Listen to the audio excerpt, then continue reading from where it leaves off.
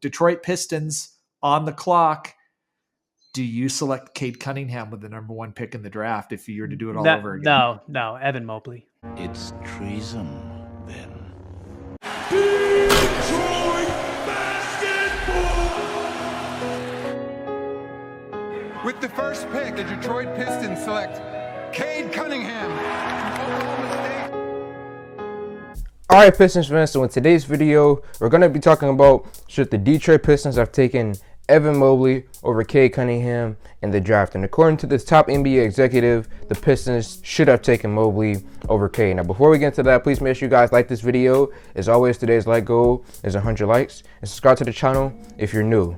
Okay, so this reporter that I'm talking about, this top NBA executive, well, former NBA executive, is John Hollinger. And if you don't know who he is, John Hollinger, he's a former Memphis Grizzlies employee. He was a top guy in their organization, and now he's kind of turned into like a sports broadcaster, doing things around the NBA draft and giving takes like taking Evan Mobley over Cade Cunningham. And look, when it comes to John, I do value his opinion to a certain extent, but I kind of started to question things a long time ago, especially now in hindsight. Like, put the image on the screen. There was a point in time where John really thought that the Pistons would consider taking Jalen Green over Cade Cunningham, and now in hindsight, we know months later that that wasn't really a true possibility. Like, yes, obviously they looked at the film of Jalen Green, they brought him in, they spoke to him. Obviously, they took a look at Jalen Green, but was it a legitimate possibility of the Pistons ever really taking Jalen Green? No, I don't think so. I think that if anything, we would have taken Evan Mobley before we would have taken Jalen Green. But the point is that in hindsight now, knowing that John was a big Jalen Green guy ahead of Cade Cunningham, now I don't really have too much value of his opinion compared to when I did back then. But now we have this new clip of him saying that currently the Pistons should have taken Mobley over Cade. Play that clip. The whole year, I think it was pretty consistent for you as well. So Detroit Pistons on the clock. Do you select Cade Cunningham with the #1 pick in the draft if you were to do it all over again? No, Evan Mobley. Yeah. I mean, he's clearly the most talented player. It's funny because I had misgivings about Cade, and I still went with him at 1. I liked Mobley and Barnes too, and was kind of torn there. I do think like Cade's rookie year hasn't been that great. He's going to shoot the ball better than he shot it. I mean, that was the one thing I saw watching him. Like, his shooting form was so sweet that, I mean, to me, like, him turning into like a Chris Middleton type player is a pretty, like, still seems like a pretty, I don't know if likely is the right word, but, you know, an outcome that is pretty easy to envision. Just there's not like that super burst. His handles not super, like, especially with the ball in his left hand. He's a little more turnover prone, has a little more trouble finishing in traffic. And I think, though, all those things were there on his tape at Oklahoma State.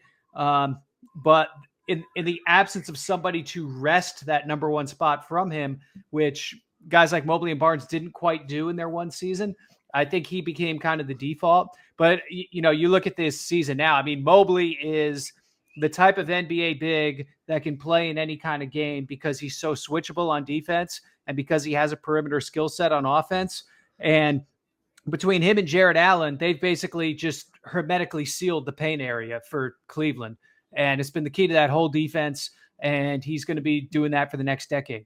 There's just so much there, man. Like, there is so much there that I have to get to, so much that I disagree with.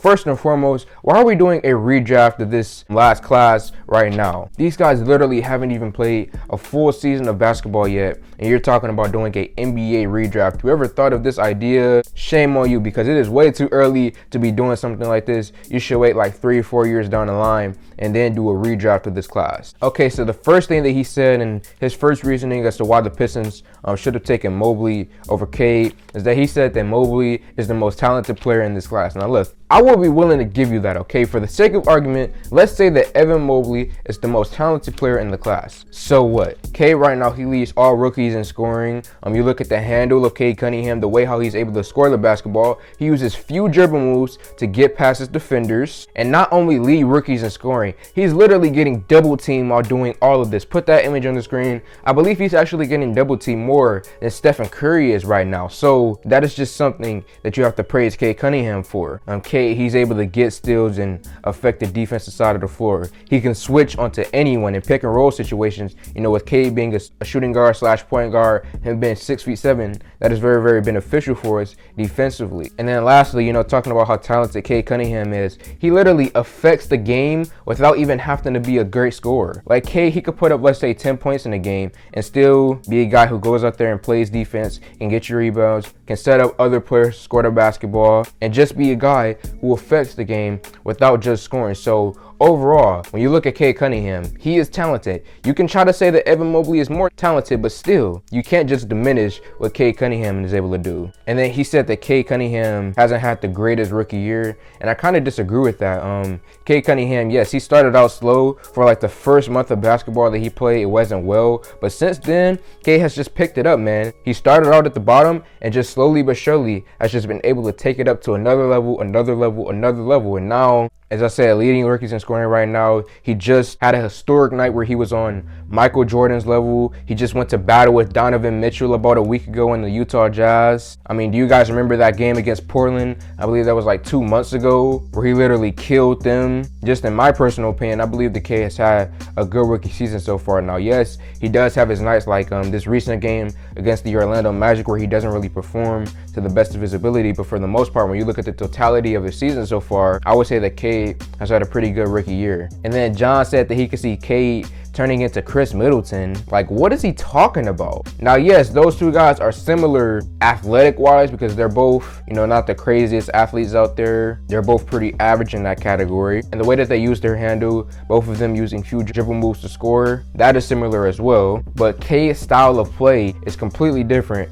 than Chris Middleton. Cade Cunningham is a score-first point guard, whereas Chris Middleton is a straight up small forward. And John, he also spoke on Cade's handle. Now, I do agree that it could use some work, but so far I haven't had too many issues with Cade's handle. The only thing that I do have an issue with is his turnovers, but that's not because of his handles. It's just because Cade is a rookie right now and he has brain lapses at times where he tries to fit passes into places where they can't go. And that's basically everything that John said. So I'll end it off by saying this: Evan Mobley is amazing, okay? I'm not here to diminish anything that Evan Mobley has done, but when you look at Cade Cunningham, you have seen so far the superstar potential this season. I've seen it in the games. I've seen these stretches where Cade has just looked and played amazing. And Cade is doing all of this right now on a bad Pistons team where he's constantly getting double teamed and is not at his physical peak right now. You got to think about it. Cade right now, he's about 6'7", 220 pounds. Wait till 5 years down the line when Cade gets a good Pistons team around him, which in turn will hopefully lessen the double teaming that he currently gets right now. And then also matures physically,